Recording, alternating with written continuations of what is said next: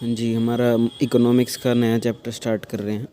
First chapter है what is macro economics. Macro economics क्या होता है, इसके बारे में पढ़ना है, मीनिंग पढ़ना है सबसे पहले। वैसे तो मैक्रो इकोनॉमिक्स के बारे में आपको थोड़ा बहुत पहले बता ही चुका हूँ मैं। मैक्रो इकोनॉमिक्स मीन्स होता है बड़े लेवल पे इकोनॉमिक प्रॉब्लम्स को स्टडी करना, और उनको स्टडी करने के लिए उनकी जो प्रॉब्लम्स हैं वो सारी, एक देश की प्रॉब्लम, एक कंट्री की प्रॉब्लम, उसको डिस्कस करना और उनके सॉल्यूशंस निकालना। मैक्रो इकोनॉमिक्स में जैसे इन्होंने एक डेफिनेशन दे रखी है, आप रीड भी कर सकते हो। In 1933 sorry, eminent economics Ragnar Frisch of Oslo University was the first to study about, in two parts divide कर रखा है इसमें, माइक्रो और macro economics.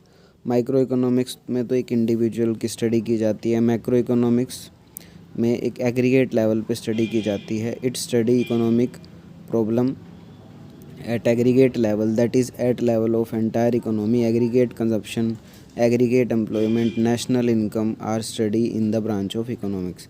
It is also called income and employment theory. Classified economic like Adam Smith, Malthus and Ricardo had and were to study economic problem from view point of aggregates. मतलब aggregate level पे सारी study करनी है, चाहे वो किसी भी चीज़ की स्टडी करनी हो, एग्रीगेट लेवल पे स्टडी की जाती है। मैक्रो इकोनॉमिक्स इसी का एक पार्ट है। नेक्स्ट पेज पे बता रखा है difference between macroeconomics and microeconomics and macroeconomics. सबसे पहले basis of study. Microeconomics study करती है छोटे लेवल पे। Microeconomic study problem relating to scarcity and choice at a level of individual और household, a firm और industry. मतलब एक सिंगल लेवल पे स्टडी करना माइक्रो इकोनॉमिक्स का पार्ट है। It study how to make proper distribution of resources. इसमें example भी दे रखे हैं आपको। माइक्रो इकोनॉमिक्स में हमने पढ़ा भी है, जो फर्स्ट बुक पढ़ी थी उसमें पढ़ा था consumer behaviour and equilibrium, producer behaviour and equilibrium. लेकिन मैक्रो इकोनॉमिक्स में स्टडी क्या करोगे आप, बड़े लेवल पे अनएम्प्लॉयमेंट इन द इकोनॉमी, एक देश में कितनी अनएम्प्लॉयमेंट है वो स्टडी करोगे। Problem of rise in general rise level, ये स्टडी करोगे मैक्रो इकोनॉमिक्स में। सेकंड इसकी डिफरेंस है degree of aggregation. Degree of aggregation का मतलब कितने लेवल का एग्रीगेशन किया जाता है। माइक्रो इकोनॉमिक्स के अंदर एक इंडस्ट्री के बारे में बात की जाएगी, which is an aggregate of all the firm producing a particular commodities. For example cotton. मतलब मान लीजिए एक बाज़ार है, बाज़ार में जितनी फर्में हैं उतना ही एग्रीगेशन होगा। लेकिन जो मैक्रो इकोनॉमिक्स में एग्रीगेशन होगा वो बड़े लेवल पे होगा। मैक्रो इकोनॉमिक्स में स्टडी की जाएगी एक बड़े लेवल पे इकोनॉमिक सिस्टम की। थर्ड दे रखा है डिफरेंट सेट ऑफ अजम्पशन। देखो माइक्रो इकोनॉमिक्स में कुछ अलग से मान्यताएं हैं और माइक्रो इकोनॉमिक्स में कुछ अलग से मान्यताएं हैं। Microeconomics and macroeconomics are based on different set of assumption. Certain variable are assumed to be constant in micro economics whereas they are assumed to be changing in macro. मतलब macro में अलग assumptions हैं, micro में अलग assumption हैं, वो ध्यान रखनी है। एग्जाम्पल दे रखा है, देखिए ये एग्जाम्पल ही आपको थोड़ा बहुत याद करने के लिए मतलब ईजी रहेंगे। In micro economics total output and employment are taken as constant while the same are not constant in macro economics. देखो माइक्रो इकोनॉमिक्स में आउटपुट और एम्प्लॉयमेंट को कांस्टेंट माना जाता है, लेकिन मैक्रो इकोनॉमिक्स में कांस्टेंट नहीं माना जाता। मतलब लॉन्ग टर्म की जो चीज़ें हैं, लॉन्ग टर्म कॉस्ट है, जैसे लॉन्ग टर्म फिक्स्ड कॉस्ट जिसको कहते हैं, मैक्रो इकोनॉमिक्स के अंदर जो होती हैं कुछ फिक्स्ड होती हैं, कुछ वेरिएबल कॉस्ट होती हैं। लेकिन मैक्रो इकोनॉमिक्स में सारी की सारी जो कॉस्ट होती है वो वेरिएबल होती है, तो ये आपका ध्यान रखना है। फोर्थ इसका डिफरेंस है central issue. Price determination is the central issue in micro economics. Price के बारे में ज़्यादा बात होगी, प्राइस घटेगा बढ़ेगा। Determination of overall level of output is the central issue of macro. मतलब ओवरऑल आउटपुट के बारे में अगर बात की जाए एक देश के आउटपुट के बारे में, तो उसमें वो कहाँ स्टडी होगी, मैक्रो इकोनॉमिक्स में। देखो इस पेज पे आपके पास ये अलग से बना के भी दे रखा है। वही चीज़ है जो मैंने अभी पढ़ाई है, वही इसी पेज पे अलग से आपको बना के दे रखी है, मतलब डिफरेंट करके दे रखा है अलग अलग। तो ये आप ये भी पढ़ सकते हो, वो भी पढ़ सकते हो, जो आपकी इच्छा हो। ये नेक्स्ट पेज है 4 major sector of macroeconomics. कुछ सेक्टर हैं जिनके बारे में मैक्रो इकोनॉमिक्स में पढ़ा जाता है। सबसे पहले producer sector. Producer sector engaged in the production of goods and services. Producer sector कौन सा होता है? जो प्रोडक्शन करता है। और sector buys hire factor of production from land, labour, capital, entrepreneurship from household sector. Household sector से सामान लेता है, मतलब producer sector household sector से हेल्प लेता है, household sector producer sector से प्रोडक्ट लेता है। जैसे मान लीजिए मान लीजिए कि हम जैसे काम करते हैं किसी न किसी के अंडर, फैक्ट्री के अंदर काम करते हैं, तो हम उनका प्रोडक्शन भी कर रहे हैं, वो हमारी हेल्प ले रहे हैं, और वही प्रोडक्ट जब बाहर आएगा मार्केट के अंदर हम उसको परचेज़ भी करेंगे। तो हाउस होल्डर सेक्टर जो है प्रोड्यूसर सेक्टर की हेल्प करता है।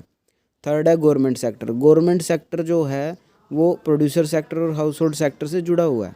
गवर्नमेंट हाउस होल्ड सेक्टर से भी टैक्स लेता है, प्रोड्यूसर सेक्टर से भी टैक्स लेता है, मतलब फैक्ट्री वालों से भी टैक्स लेता है, और घरों वालों से भी, मतलब आम लोगों से भी टैक्स लेता है, तो सबसे टैक्स लेता है। फोर्थ सेक्टर है rest of the world sector. Rest of the world sector कौन सा होता है? वो सेक्टर जो जो सेक्टर फ़ॉरेन से जुड़ा हुआ है। जैसे कुछ हमारा जो देश है वो बहुत सारी चीज़ें फ़ॉरेन से मंगवाता है। हमारे देश का सारा काम जो है फ़ॉरेन के बिना नहीं चल सकता। मतलब मैं ऐसे कहूँ कि सारी चीज़ें हमारे देश में अवेलेबल नहीं होती हर टाइम पे, तो फोर्थ सेक्टर भी बहुत ज़रूरी है। तो ये सारे पार्ट जो है मैक्रो इकोनॉमिक्स में आएंगे। इसका ना पूरा का पूरा एक चैप्टर भी है जो अब हम डिटेल में आगे पढ़ेंगे। नेक्स्ट है कैपिटल इकोनॉमी। कैपिटल इकोनॉमी देखो दो तरह की इकोनॉमी होती है, एक मिक्स्ड इकोनॉमी होती है और एक कैपिटलिस्टिक इकोनॉमी होती है। कैपिटलिस्टिक इकोनॉमिक्स क्या होती है? एक थोड़ा थोड़ा शायद हमने पहले पढ़ा भी हुआ है। कैपिटलिस्टिक इकोनॉमी ये एक तरह की वो इकोनॉमी है जिसके अंदर गुड्स और सर्विस का जो प्रोडक्शन करते हैं वो प्राइवेट, मतलब सारा जो सिस्टम होता है वो प्राइवेट हाथों में होता है, और इनका मेन मकसद क्या होता है? प्रॉफिट कमाना। Capitalistic economy are those economy in which economic activity are left to the free play of market forces. मतलब मार्केट पे डिपेंड करता है कि उसका प्राइस क्या होगा, कम होगा या ज़्यादा होगा। Producer are free to produce those goods and services which are highly demanded. वो प्रोडक्ट बनाते हैं जो हाईली डिमांडेड होंगे। हाईली डिमांडेड का मतलब होता है कि जिनकी ज़्यादा डिमांड होगी, so they are able to maximise their profit. मतलब इसमें ना कहने की बात ये आ जाएगी कि कैपिटलिस्टिक इकोनॉमी के अंदर प्राइवेट सेक्टर काम करेगा। Likewise consumers are free to buy goods and services in accordance with their choice and preference. तो जो कैपिटलिस्टिक इकोनॉमी होती है उसके अंदर जो है सारे के सारे सिस्टम जो होंगे फ्री होंगे। नेक्स्ट है आपका following is the main feature of capitalism. इसमें प्राइवेट सिस्टम होगा, सारा प्राइवेट प्रॉपर्टी होगा। Under this economic system people have to right to hold and use private property in any manner they like. This right of the people is protected by the government. मतलब थोड़ा बहुत government protect करती है। All means of production namely machines, tools, land, mines etcetera are owned privately. मतलब सारा काम private हाथों में होगा। सरकार का थोड़ा बहुत हाथ होगा लेकिन ज़्यादा हाथ सरकार का नहीं होगा। इसी तरह की इकोनॉमी को कैपिटलिस्टिक इकोनॉमी कहा जाता है। और भी है देखो थोड़ा सा, rich variety of goods and services. इसके अंदर जो गुड्स एंड सर्विसेज दी जाएंगी वो रिच वैरायटी की दी जाएंगी, तो मतलब महंगी चीज़ें ज़्यादा बिकेंगी। The greatest merit of this economy is to different goods and services produce according to the taste and likeness of the consumer. Second है प्रॉपर यूज़ ऑफ रिसोर्सेज।